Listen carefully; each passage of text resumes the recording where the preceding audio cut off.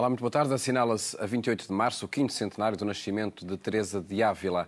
A reforma da vida contemplativa e a aproximação da experiência mística ao cotidiano de cada pessoa fazem desta religiosa uma referência na espiritualidade cristã, hoje estudada em perspectivas cada vez mais multidisciplinares. Eugénia Magalhães escolheu o tema da mística para investigações académicas, sempre ligadas à realização de uma experiência crente, pessoal e comunitária. Um itinerário para descobrir no diálogo com Eugénia Magalhães, hoje convidada do programa Eclésia. Muito boa tarde. Obrigado por estar neste programa. Vamos partir desta figura, desta religiosa, Teresa de Ávila. Que referências interessa colher no seu percurso de vida, na proposta que ela faz para os dias de hoje? Antes de mais, muito obrigada. É um gosto, é um gosto. Foi uma surpresa, mas obrigada. Sobretudo porque me sinto muito pequena a falar. Eu já sou pequena, mas sinto muito pequena a falar de Teresa de Ávila. Porque é um espanto de mulher. Acima de tudo porque é uma mulher muito inconformada com o seu tempo. Uma mulher de uma grande fidelidade à Igreja, de um grande amor a Cristo, e que olha à sua volta, olha para o seu tempo e pensa no que tem de fazer.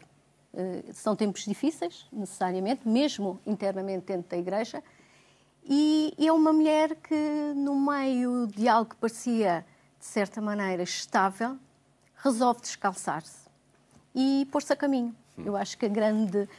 Talvez se eu escolhesse assim a grande frase que talvez traduzisse Teresa de Ávila, tinha a ver com isso. Descalçou-se e pôs-se a caminho e ninguém a conseguiu parar. Portanto, e o que resultou foi uma transformação, uma reforma imensa, reforma da vida contemplativa. Da vida contemplativa, exatamente nessa linha da sua fé, da sua força, porque é uma mulher de ação, e percebe que esse conformismo não levava a lado nenhum. Estava-se instalado bem demais e que era preciso alterar tudo isso numa fidelidade e ao Evangelho, ir às raízes do Evangelho e recomeçar de novo.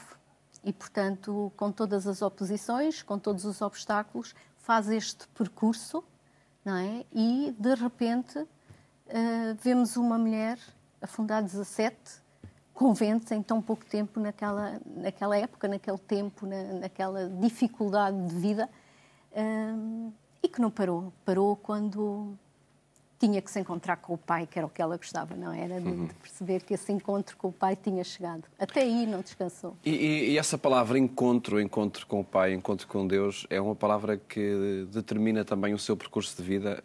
Ela foi-se encontrando no dia-a-dia com o pai, como dizia? Sim, eu penso que as grandes figuras da história são pessoas que fazem uma grande reflexão sobre si próprias e sobre aquilo que os rodeia.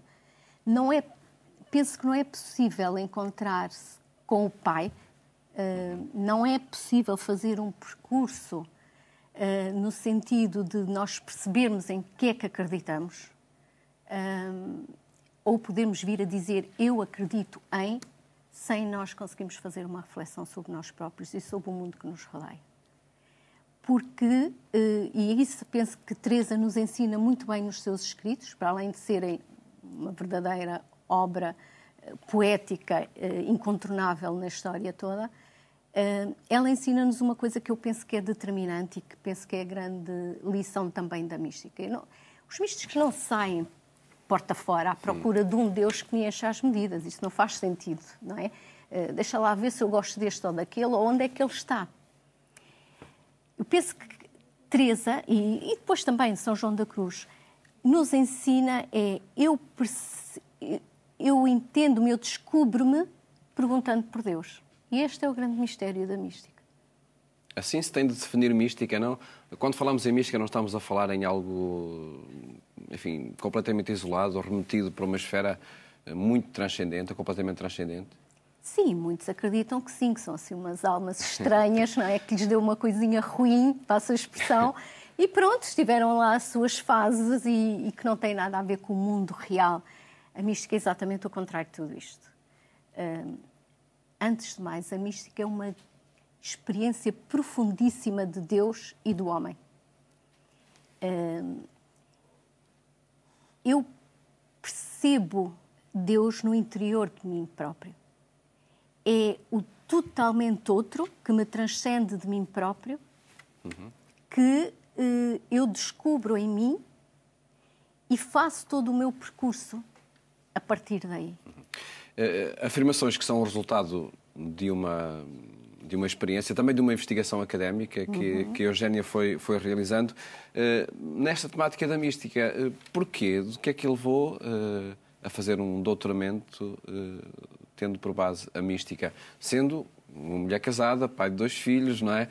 Portanto, num cotidiano, enfim, semelhante a tantas outras mulheres.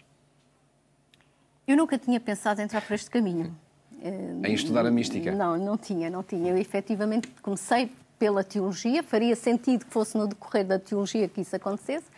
Não foi. Foi depois ao fazer a psicologia e que, na altura, numa linha psicanalítica, o meu orientador fez a proposta, sabendo que tinha feito a teologia, por que não estudar mística? Eu, na altura, fiquei um pouco baralhada, porque não percebia o que é que a mística tinha a ver com a psicanálise com a mística, mas que seria interessante fazer um estudo sobre a experiência mística. E encontrou relação entre mística e psicanálise? Sim, depois de andar perdida. Sim, porque tem a ver com aquilo que há pouco eu dizia. É nós percebermos esta profundidade desta experiência. Porque é uma história de amor, se nós quisermos, simplificando. Isto é uma história de amor, a mística não é mais do que isso. E perceber, não é, como é que esta presença do totalmente outro se torna tão íntimo e tão presente no centro da nossa alma e que nos chama, é uma presença criadora, é uma presença que nos faz alterar a nossa forma de ver e as coisas, de nos sentirmos, de nos percebermos e, portanto, faz-nos existir, chama-nos a si e, a partir daí, a relação, porque é uma relação de amor, portanto, é Ele que toma a iniciativa, Deus toma essa iniciativa e a nossa adesão é uma adesão por esse amor inicial. Portanto, é uma presença originante, não é objetiva, como há pouco dizia. Não sou eu que ando para aí a ver o que é que me serve ou não serve. E, portanto, é uma história de 2 presenças, não é? E, portanto, e isso é o que me fascina na mística. Ela atinge a nossa condição humana da forma mais totalizante. Acho que não há uma experiência tão completa quanto esta. E determina também o cotidiano, a condição humana? Que determina a nossa forma de ver. Porque a partir do momento em que eu encarno este amor e eu assumo a minha relação amorosa com Deus, nós temos aqui uma história de 2 amantes que não param nunca mais de se amarem. Portanto, e obviamente... E isso é a mística, como dizia. Isto é mística. É isto que é mística. Não é? É quando eu percebo que eu estou numa relação de amor. E falo porque ele assim o quis, portanto... Porque... Ele, totalmente outro, são sempre as expressões que vai utilizando, em causa está sempre Deus. Está sempre Deus. Deus está sempre, para nós, cristãos, está sempre o Deus trino, não é? Porque primeiro nos cria à sua imagem, à sua semelhança, em primeiro lugar, e, portanto, a partir daí eu passo a ser interlocutor porque me assumo como tal. Agora, não há experiência mística se eu não assumo integralmente também, dentro dessa liberdade que Ele me dá, as atitudes teologais, não é? Da fé, da esperança e da caridade. É isso que me leva à união com Deus, é isso que me leva a agir como semelhante, como imagem desse eu gosto de lhe chamar amante, porque é de facto assim, não é? É um Deus que ama. Pronto, o resto, enfim, vamos tentando nós fazer a nossa parte. E já vemos como é que isso se consegue, depois no cotidiano. Retomemos esse itinerário da descoberta e da investigação, do estudo também da mística. Feito o desafio para aliar mística e psicanálise, como decorreu depois o estudo? Bem, quando acabei achei que tinha ficado por aí, que tinha feito a minha parte. E, quando acabou a psicologia. E fiz o trabalho de mestrado em termos Psicanálise e mística, exatamente. Que será agora publicado em livro, se bem percebi. Penso que está para breve. Tem mesmo esse título, não é? Mística e psicanálise. Exatamente. Exatamente nesta dimensão desta experiência amorosa, como é que ela acontece, não é? E como é que ela é vista pela psicanálise, necessariamente. Depois eu achei que tinha feito a minha parte e tinha que ir para o campo de ação como psicóloga.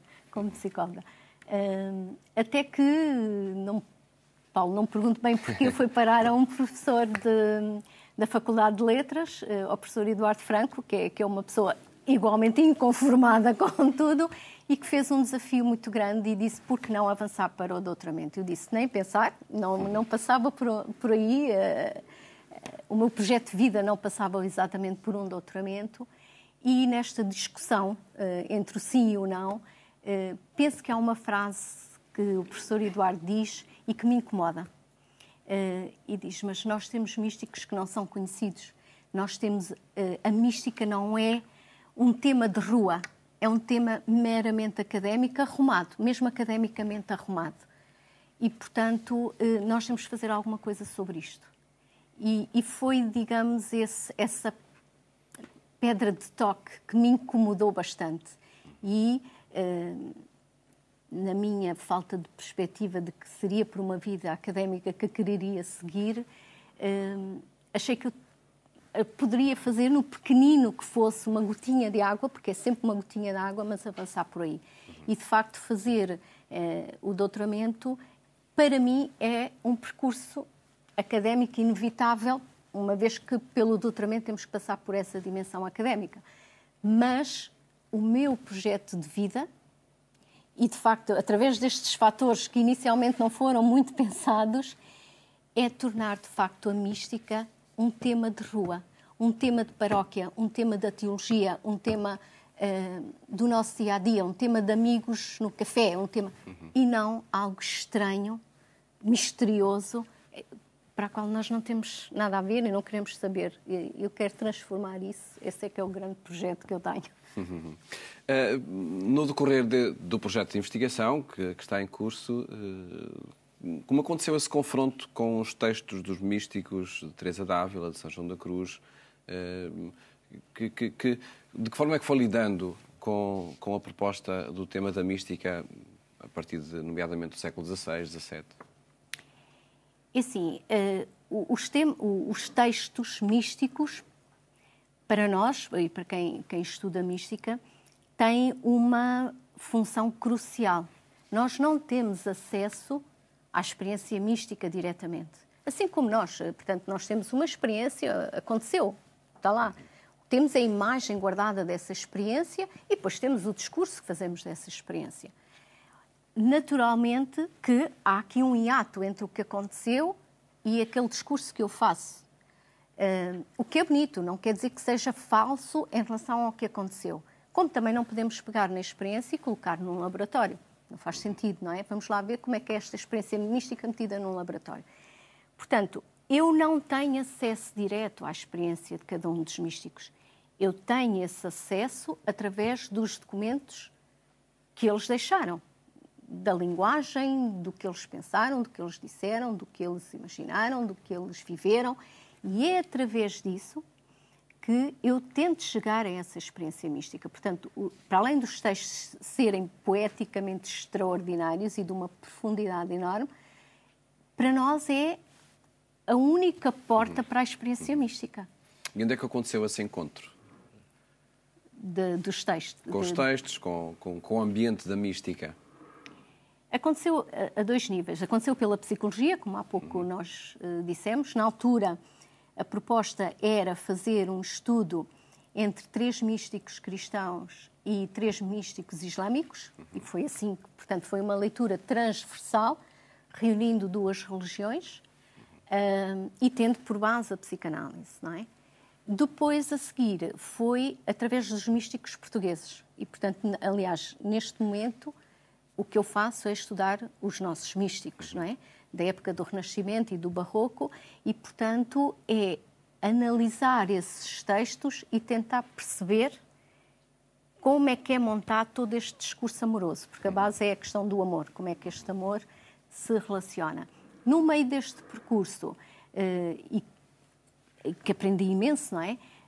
E que me ajudou a ver a mística de uma forma muito diferente, não é? Porque cada um de nós também tem um pouco uma ideia do que é a mística, foi o percurso em Ávila, no Centro Internacional Teresiano e Sanjoanista, que é um centro criado pela Ordem dos Carmelitas Descalços e onde eles fornecem formação, portanto, funciona como um centro formativo, que importa muito a parte académica, portanto, oferecem essa formação académica em termos de mestrado, em termos de especializações próprias, como em termos culturais e em termos espirituais. Portanto, e frequentou esses cursos em Ávila? Fiz uma investigação, essencialmente o projeto foi fazer uma investigação lá e frequentando, sim, o mestrado em Ávila.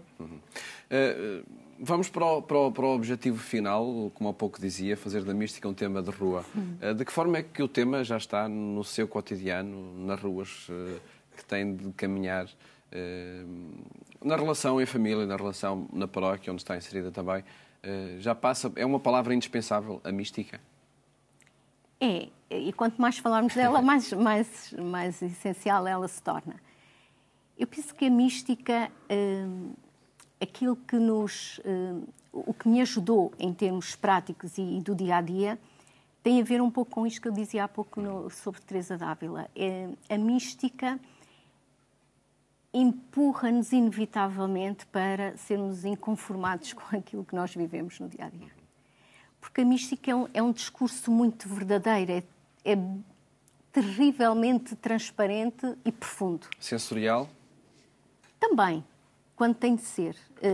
Mas é sempre numa grande fidelidade, quando falamos de mística cristã, de grande fidelidade à Igreja, porque é muito fácil sair fora quando nós não gostamos das coisas, não é?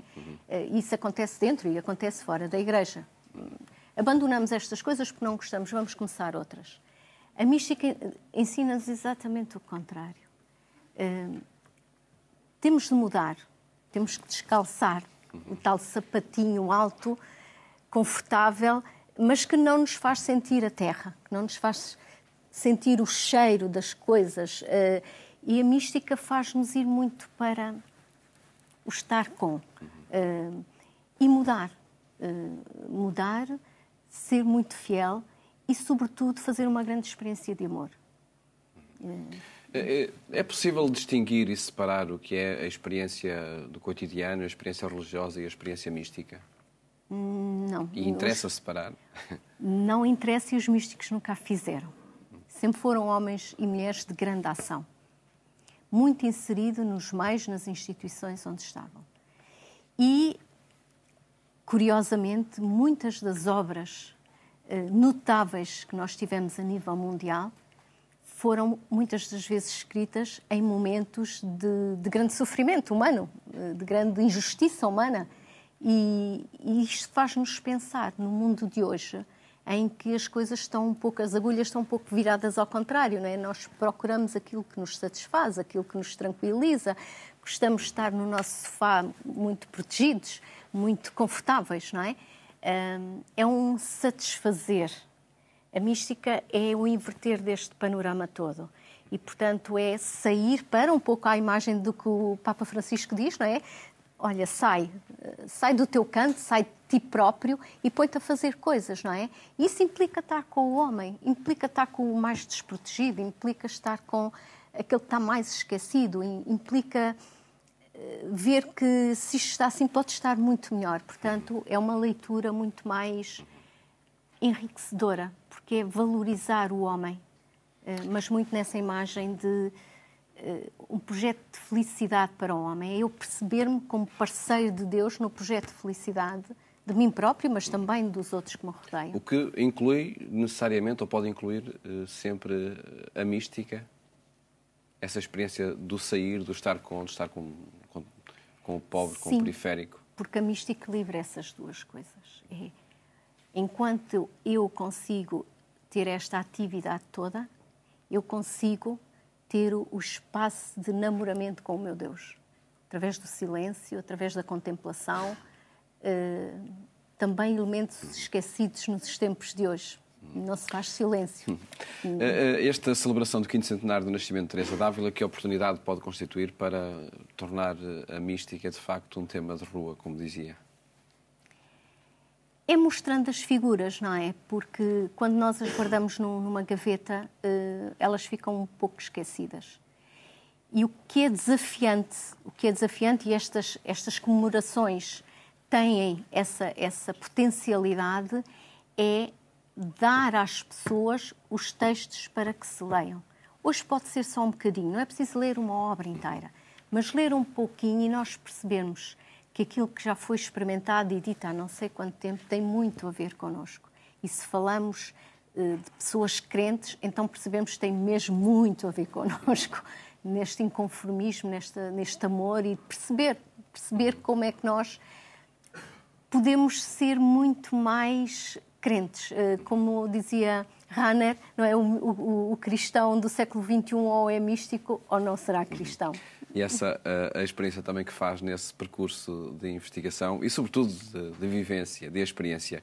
Agradeço-lhe, Eugénia Magalhães, por ter estado aqui no programa Eclésia a apresentar esse percurso académico e pessoal. Muito obrigado e felicidades. Obrigada eu. Obrigado, e felicidades também. Muito obrigado. E mais logo, pelas 22h45, pode seguir-nos também na Antena 1. Desejo-lhe uma boa tarde. Até amanhã, se Deus quiser.